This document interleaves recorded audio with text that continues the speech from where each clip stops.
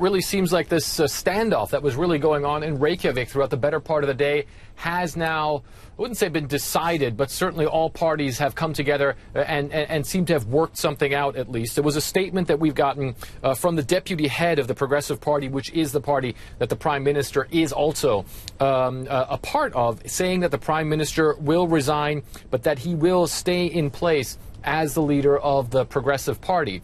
So at least the first thing that these protesters were calling for, many people in the opposition were calling for as well, seems to be happening. And that is that the Prime Minister is resigning. But really, throughout the better part of the day, you could see a lot of political gambling going on. You could see a lot of political negotiations going on between the Prime Minister and the President, where at the beginning, a lot of people in the opposition were saying that the Prime Minister should resign. The Prime Minister, for his part, said not so fast. If I'm going to resign, everybody resigns. And he said that he wanted snap elections. He wanted to dissolve Parliament. Snap elections would have had to be held in around 45 days. So it seems as though all of this at this point in time will not happen. Still waiting to see what the political way forward will be for Iceland. But at least the main demand of the people who were protesting and who have scheduled to protest tonight again seems to be met. The Prime Minister, from the information that we're getting, is indeed resigning, Becky.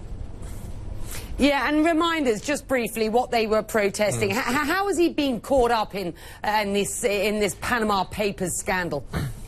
Well, you know, the interesting thing is that from the very beginning, Gunnlaugsson has been saying that he believes that he has been named unfairly. He says that, at least legally, he has done nothing wrong. All of this is about a company, an investment company, a shell company that he and his wife owned, which apparently has a lot of assets, especially of his wives, in that company, but also seems to have shares of several Icelandic banks that went bust in 2008. Of course, you had the big banking crisis in Iceland at that point in time, as part of the wider global financial crisis that was going on.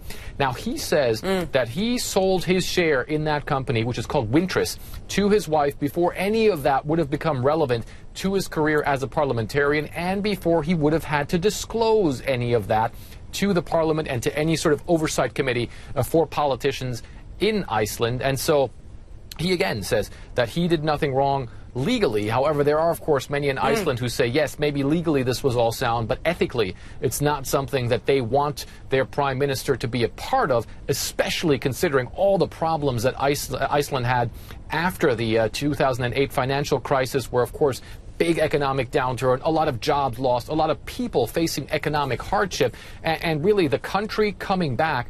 And one of its main features then being a newfound transparency. So certainly a lot of people very angry at the fact that the Prime Minister's name was even mentioned as part of what people are calling the Panama Papers investigation.